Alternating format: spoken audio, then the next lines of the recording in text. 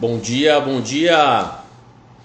Sejam bem-vindos a mais uma live empresarial. Hoje com um convidado especial, o professor Henrique Casseb, que vai falar para a gente aqui algumas candidaturas outsiders dentro do cenário político atual. Opa! Cadê você, meu amigo? Aí, professor Casseb! Bom dia. Bom dia, meu querido amigo, como é que você tá? Bem, e você, Charles? Ô, meu amigo, quanto tempo a gente não se vê mais, né, cara? Pelo amor de Deus, bicho. Que Verdade, hein, Charles? loucura, que loucura. A gente sempre presente aí na vida um do outro, mas a internet acaba nos possibilitando essa aproximação, né? E aí, lembrando, época de política, né? Enfim, essa loucura toda, imediatamente eu lembrei de você aí para a gente conversar e desde já te agradeço demais de você ter aceito esse modesto convite dessa live, que é sempre... Começou com um projeto assim, né? Ainda pequeno, lógico, mas sempre tentando trazer alguma coisa de interessante para os estudantes, para os alunos que queiram sempre ter um conteúdo legal, um conteúdo simples, mas mais de qualidade. E aí pensei em você para participar dessa live, te agradecer demais. O professor Henrique Casseb é advogado, é professor universitário, tive a honra de dividir sempre, né, a cadeira universitária com você, mestre doutor, analista político, da CBN, meu amigo, é isso? Na CBN, todas as terças-feiras tem o Momento da Política, 11h35 da manhã. Sensacional, coordenador da ESA Rio Preto, autor de várias obras, e o mais importante, né, marido da Amanda, pai do Pedro e também da Sara, né? E aí também é autor da obra Democracia Subterrânea, Brasília, 31 de dezembro de 2020. Logicamente, depois você vai falar sobre isso. Mas hoje, especialmente a questão de candidaturas outsiders, né? Que sempre está um tema mais atual e impossível, meu amigo. Você tem a palavra. Charles, eu quero agradecer a possibilidade, a oportunidade de estar aqui nesse espaço dividindo com você, que é uma pessoa que eu tenho um carinho muito grande. Você não falou aí, mas você foi meu professor. Você quer esconder a idade que você tem, né? Mas eu tenho muito orgulho da trajetória que a gente caminhou junto nos bancos universitários e agradeço demais a oportunidade de estar aqui falando sobre um assunto que é tão atual na política brasileira. Então, quando a gente fala em candidaturas outsiders, a gente está falando de pessoas que não participam ativamente da política, que não são pessoas que estão dentro dos partidos políticos, mas que decidem se candidatar em um determinado momento e, por essa razão, acabam tendo que se filiar a um partido e entram na política. Essas figuras, Charles, elas sempre existiram na política. Só que o que está chamando a atenção é o comportamento que elas têm hoje em relação aos candidatos que são insiders, que são os candidatos que estão dentro dos partidos políticos. Vou explicar melhor isso. Quando a gente fala que eles sempre existiram, é porque, em outros tempos, os políticos tradicionais se aproveitavam de figuras públicas e entravam na política para poder puxar votos para eles e eles serem eleitos numa chapa, numa coligação, enfim, dentro do partido político. Essas figuras, elas tinham passagens breves pela política, um mandato, dois no máximo, e serviam mais de um trampolim eleitoral do que efetivamente de uma ação política de 4 anos de mandato. Com o passar do tempo, a gente assistiu um crescimento substancial dos outsiders no mundo, não é só no Brasil, portanto, não é um fenômeno brasileiro, que foi na contramão disso que eu acabei de dizer. Os outsiders atuais, eles não ficam mais reféns de um partido político para puxar votos para os os caciques dos partidos políticos. Pelo contrário, eles ficam fora da política, criticando extremamente os personagens que compõem a política atual. Portanto, uma das características dos outsiders atuais é uma crítica permanente e uma incisiva em cima dos personagens que atuam na política. Isso acaba dando a eles a ocupação de um espaço, Charles, que é um espaço que figura na mente das pessoas. Se a gente parar para pensar, eles falam o que a gente fala. Então, essa crítica à política tradicional, ela vem de fora dos partidos. Mas aí, o objetivo maior desse espaço que você gentilmente concedeu é dizer que os outsiders, eles só conseguem entrar na política através de um partido político. A gente sabe disso. A elegibilidade, ela depende de um partido político. Portanto, os políticos tradicionais, eles estão confusos em relação à presença dos outsiders dentro dos partidos políticos. Porque imagina você colocar dentro do seu partido alguém que critica muito todos os partidos, a política tradicional, colocar dentro do partido alguém que pode dominar o seu próprio partido. Então, eles não estão sabendo trabalhar essa questão e o eleitor se identifica demais com outsiders. E a gente tem essa visão olhando, por exemplo, para a eleição de São Paulo. Quando a gente olha a figura de Pablo Marçal entrando na política por um partido sem horário eleitoral e através de redes sociais, chegando ao terceiro lugar e quase ao segundo turno da eleição paulistana. É um recado muito claro para o político tradicional. É um recado muito claro de que algo na política não interessa mais ao eleitor e o que vem de fora dela interessa demais. Eles só não estão conseguindo esse espaço porque os políticos dominam os partidos e esses são essenciais para a política. Então, por enquanto, vamos dizer assim, uma passagem que eles não conseguem fazer. Mas, fora isso, Charles, é o outsider, o perfil que o eleitor mais se identifica hoje para poder atribuir seu voto. Ô, Casseb, até você falando da eleição de São Paulo, me chamou a atenção também alguns candidatos nessa mesma linha a vereança, como vereadores aí, que se eu não estiver enganado, o primeiro, o mais votado, também tem muito esse perfil, né? Se eu não estiver enganado, é o Lucas, 26 anos, com mais de 150 mil votos, se eu não estiver enganado. Então é muito dentro desse perfil, né? A própria... Eu não vou lembrar o nome dela, acho que é Paula Jatobá, que é a mãe da Isabela Nardoni. Isso, eu acho que é Ana Paula, Ana Paula, né? Ela foi a segunda mais votada. Ela é outsider, só que ela tem um perfil um pouco mais relacionado àquela figura antiga que eu falei, porque ela não é uma crítica contumaz da política, mas outros políticos que aparecem aí, eles alavancam as candidaturas em cima dessa questão. Você olhar... Olha lá, a professora Cristiano Veloso está te mandando um beijão aqui, ó. Ela falou Ana Carolina. Ana Carolina, que é a mãe da Isabela Nardoni. Exato. Cris, beijão. Saudade de você, Cris. Beijão, Cris.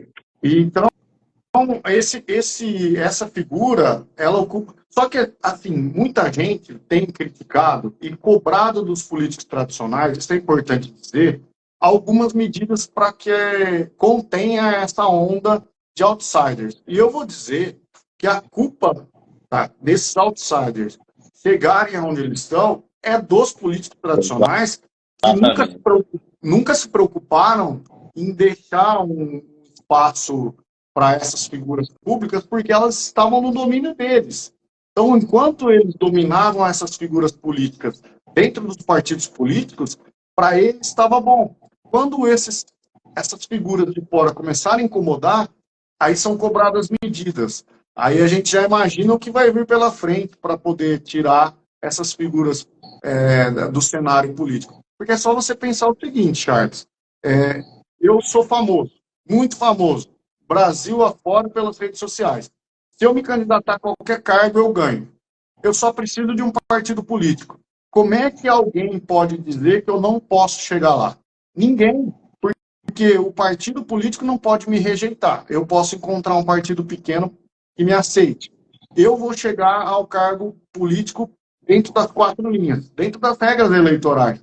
Quem pode me conter? Ninguém. Então é o que eles estão, os políticos tradicionais, estão temendo em relação à figura do outsider.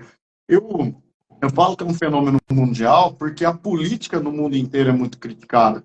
Aqui no Brasil a gente vê bastante isso, mas no mundo inteiro os políticos são criticados, não é só aqui. E essas figuras ocuparam um espaço interessante para poder chegar. É um discurso crítico à classe política que está em total descrédito. Então é um espaço muito bom e ninguém pode conter. Agora vem algumas perguntas, Charles. Que políticos serão eles? Que políticos serão eles? Aí a resposta que eu posso dar é assim: quando a gente deposita o voto nessas pessoas que vêm fora da política, porque eles criticam a própria política, a gente não pode esperar nada diferente deles se tornarem mais um político. A diferença que eles podem fazer é muito pequena dentro de um sistema que exige coligação, que exige Câmara Municipal para poder ter apoio, existe conversar. Eles dão a impressão de que não. E eles vão chegar lá sem a necessidade dessa conversa, desse diálogo. Vão revolucionar o sistema e vão criar uma ruptura, né, no sistema, né? E isso não vai acontecer. Então, o eleitor, ele acaba sendo levado a uma ideia que não é real, né? Agora, vamos imaginar, na Câmara, no Senado, se a gente tiver um crescimento desse movimento a ponto de ser maioria, que é uma questão que pode levar algum tempo, aí nós estamos falando de que essa mudança pode acontecer.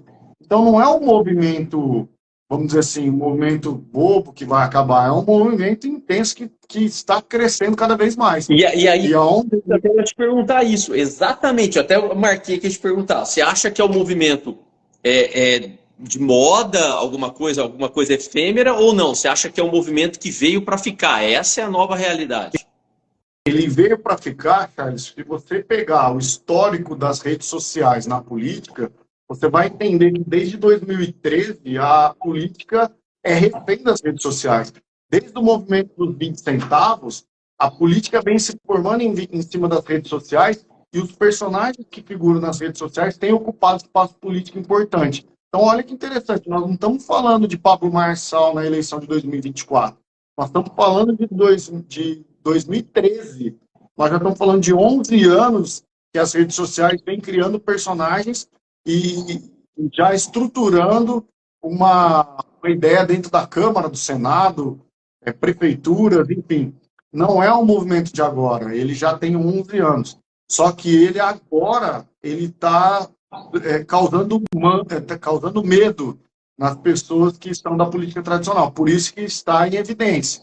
A figura de Pablo Marçal foi a cerejinha do bolo para todo mundo falar, peraí, o cara vai ser prefeito de São Paulo, ele nem é dos nossos. Sabe assim? Ele não é dos nossos, como ele vai ser prefeito de São Paulo?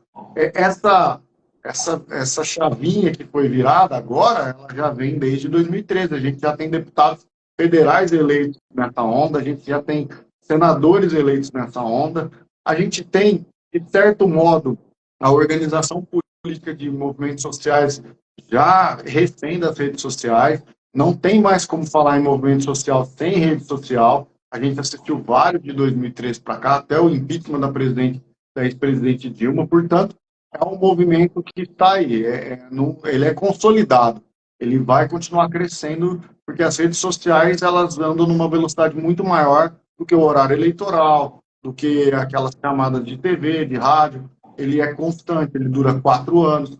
Portanto, na cabeça do eleitor, ele figura como permanente, já desde muito tempo. Ô, Cassé, e é engraçado assim, eu estou falando por mim agora, tá? Nessa disputa eleitoral agora municipal, especialmente do primeiro turno e a questão dos vereadores, eu não vi nenhuma propaganda eleitoral na televisão convencional, nos canais chamados abertos, né? Eu não assisti nenhuma. Todas as questões que eu vi de propaganda eleitoral se deram nas redes sociais. TikTok, Instagram, o próprio WhatsApp. Então eu acho que é uma mudança da própria cultura mesmo da população, pelo menos eu acho. Na verdade, se você parar para pensar, hoje já é uma coisa muito tranquila que as pessoas não assistem tanto televisão como antes. As redes sociais ocupam espaço dentro da própria família. A família não se reúne mais para ver televisão como antigamente. Então, o poderio da mídia, da TV e do rádio, o rádio ainda é mais presente, porque ele está no carro, ele está na nossa vida de uma maneira diferente. Mas a TV, ela não ocupa, a internet ocupa um espaço muito grande do que era a TV, dentro das famílias. Hoje é muito comum a pessoa estar na internet, e não é mais comum a pessoa ver televisão. E esses fenômenos estão concentrados na internet. Então a TV, ela perde a importância. E essa perda de importância gera ainda mais engajamento. Porque é assim, Charles, o que você... vamos pensar aqui em produtos. Se você pesquisar esse celular na internet, a tua vida vira um inferno na internet. Esse celular vai aparecer na sua vida quantas vezes? Né? A gente tem uma internet interligada com informações da inteligência artificial. Involuntárias, né? Involuntárias. Se a gente assiste uma coisa, aquilo permanentemente vai aparecer para a gente. Então é muito mais presente. É muito mais presente que a TV, porque eu vou ver aqui no meu escritório. Antigamente, para você ver TV, você chegava na sua casa e tinha um horário para ver TV. Hoje você não faz mais. Você está vendo vídeo no carro, você está vendo vídeo na sala de espera do médico, do dentista, no teu escritório, e é muito mais presente na tua vida. Então, esses fenômenos também têm uma presença maior. Quando eu chego lá na eleição e eu vejo o cara que eu sigo e que eu vi ele várias vezes, eu me identifico mais com o discurso dele do que o rapaz que vai aparecer na TV ali no horário eleitoral, vai falar 10 segundos. E para mim, não. Para mim, eu prefiro o que eu sigo e o que eu sei as ideias dele. Então, é um fenômeno difícil de bater para quem é um político tradicional.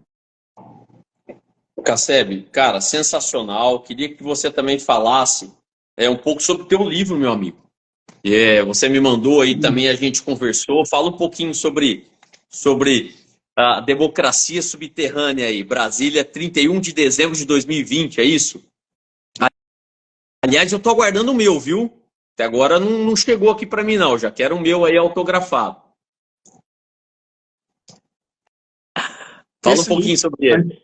Esse livro, na verdade, Charles, ele surgiu de uma ideia, para você entender de onde surgiu a ideia, porque ele é um romance político. Então, ele tem personagens, ele tem uma história, mas tudo isso surgiu da ideia de levar o direito constitucional para pessoas que não fazem direito. Fez odontologia, fez veterinária, não vai ter contato com o direito constitucional, que eu acho que é um erro estratégico da formação de cidadania no Brasil, não ter direito constitucional nas escolas. Portanto, eu tive que pensar como escrever um livro. No primeiro momento, eu tentei escrever um livro de direito constitucional com uma linguagem para pessoas leigas. Depois eu pensei, não consigo e as pessoas não vão ler. Não cheguei na receita certa. Me veio a ideia de criar uma história. Então, a história é um personagem, Floriano de Mello, e ele chega à presidência da República no Brasil através da criação de um partido político que bomba nas redes sociais. Então, tem a ver com o nosso tema aqui. Quando Floriano de Mello cria um partido, ele se torna, já de cara, o segundo maior partido do Brasil.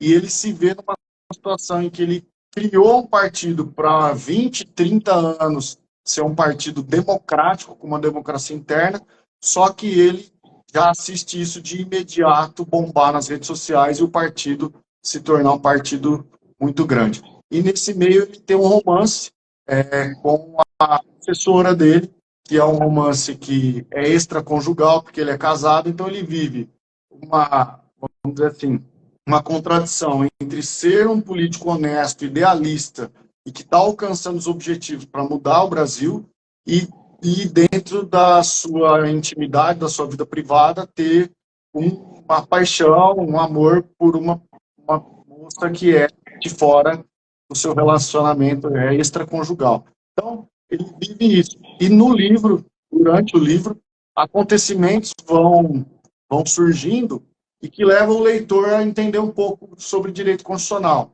Ele faz uma medida provisória de emergência na pandemia, ele tem que aprovar a reforma política partidária dentro dessa história, e morre o presidente e o vice-presidente da República num acidente em Brasília, cai um avião no camarote presidencial e ele se torna presidente porque ele é presidente da Câmara dos Deputados. Então, ele se torna presidente da República depois de ter sido eleito deputado federal e se tornado presidente da Câmara. E a história vai se desenrolando, tem várias coisas de política no meio. Ela se torna uma personagem muito importante no livro. Ela, que no primeiro momento surge como amante dele, vai se tornando como uma pessoa importante até para as decisões do país. E o livro se desenrola demonstrando várias coisas de direito constitucional e a história desse romance político que tem um fim sensacional. Pô, Casseb, cara, top demais. Eu você me encaminha aí, vou comprar e depois quero que você o deixe devidamente infungibilizado, tá bom? Para mim aí que vai ser um grande prazer ler. Casseb, meu amigo, muito obrigado de coração por você ter aceito mais uma vez o convite. O Casseb, além de ter sido um excelente lateral direito, fomos laterais no mesmo time, né, Cassebinho? O Casseb do lado direito e eu do lado esquerdo, um lateral que jogava o fino da bola, né? Que não dava carrinho, nada disso, sempre jogamos muito bem e de maneira muito, muito honesta, né, Cassebinho? Agora não mais nessa empreitada. Mas, gente, olha, sigam o professor Casseb nas redes sociais. Ele é um eterno estudioso de matéria constitucional, um cara que falou aí que foi meu aluno, mas vamos pular essa parte, mas desde sempre se destacou, sempre foi um estudioso. E fiquei muito feliz de você ter aceito o convite.